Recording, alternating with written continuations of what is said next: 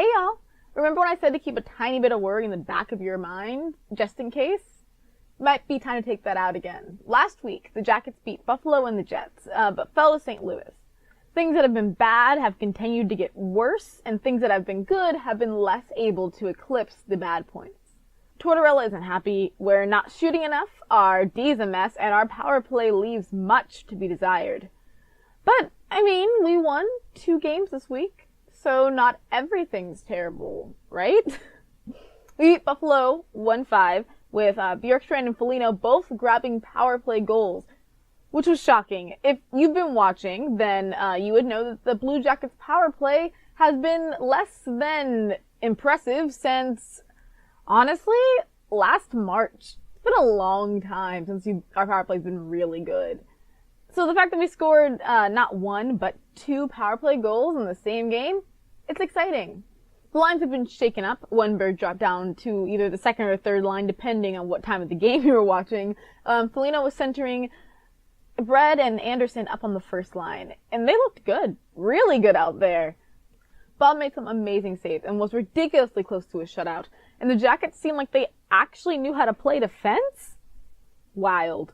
They actually also did a really great job of clearing the front of the net, which has always been a huge issue. I think that shaking at the line most definitely worked to wake them up and get them going. Of course, more on that later. In addition, prior to this game, we were introduced to Zach Werenski's new role in the Jackets, being a rover. That is described as John Tortorella as a defenseman who gets further up ice and stays up there sometimes as long as we have possession. So basically, a defenseman who also plays a lot of offense. It's exciting because Werenski's talented and smart, and it'll be really interesting to see what he does with all the freedom this role gives him. But it's also scary because our defense is not always the best, and I worry about, breakaways while Zach is out there playing rover. But Tortorella knows best, I suppose. Before the next game against Winnipeg, it became public knowledge that Dubinsky lost his A to Jack Johnson. Johnson had been wearing his A during the Buffalo game, but we didn't know why. People just thought, maybe we're just going to rotate the A's. But no, Tortorella said that it's a chance for him to really focus on his game and not have to worry about leadership, as well as a reward for Johnson. Dubinsky was understandably not psyched about it, but said that he understood Tort's reasoning and really needed to get his game together. Regardless, the team had a day between their win over Buffalo and facing ex-Jacket Steve Mason at Nationwide. And yet, they still came out of the game like they were the team that was in the second half of a back-to-back. The Jets were. And they, 5 minutes in, scored. The Jackets' slow start has been a huge issue, and it struck again, so the lines were thrown back into the blender. The most shocking part of this game was honestly that Wenberg made some shots. I think that being put down onto a lower line really got it into him that he needed to produce more. The goal from the Jets happened once again very early on in the first. One of those hellish 5-hole goals that don't completely get saved and slip through. And then Josh Anderson was able to score the game-winning goal, or third of his season.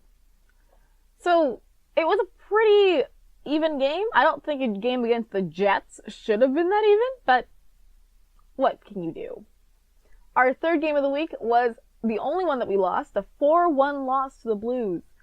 Like the Lightning last week, the Blues are good. But that's not an excuse if the Jackets want to win anything this year, much less a playoff series. The slow start was their death yet again, along with holes in D's, Korpisalo being less than great, and the fact that the Blues goalie looked fantastic. On the bright side, our penalty play looks good. It's just incredibly unfortunate that these issues, which are obviously seen and talked about by the Blue Jackets camp, haven't been able to be solved. But on a much more worrying note, during the game, Kim Atkinson was hurt. He came out third period Saturday with a lower body injury, and then was told that he was day by day, and he might play still, and he even went out for warm-ups today with the team before the Bruins game, but he's scratched. And will continue to be a day-by-day decision. The Jackets have called up Tyler Mott from Cleveland. He was acquired in the Panarin Saad trade. He scored 5 goals in the AHL, including a hat trick on Saturday, the Monsters game. So we'll see how that goes. Generally, the younger guys have been getting a lot less time since Jenner and Dubinsky have been declared healthy. Most notably, I think, for fans, is Milano, who had a very quick start, hot start, and then had his minutes cut severely. But Tortorella assured reporters in Scrum today that it's nothing scary. He just has to play the waiting game as a new guy. On a lighter note, the first year of Pierre-Luc Dubois' contract has been activated. After Atkinson went down on Saturday, Dubois was able to take Cam's spot on the Jenner-Dubinsky line, which was first or second, depending on the time in the game, and he seems to be sticking there for now. In general, there have been a lot of ups and downs already this season. We're seeing a Jackets team with a morale change, a Jackets team that knows things are wrong and knows what things are wrong, but hasn't been able to solve the issues yet. It's frustrating and irritating, and just to see them all so determined and trying to battle. But it's also a little bit fun, knowing that they're all trying so hard, even if they aren't succeeding. We're in a new era. Thank you so much for watching. Click like if you liked this. Click subscribe if you loved it. I'm Lydia. This is Cannon Fire. And the Jackets are playing the Bruins as I record this, so let's hope that goes well.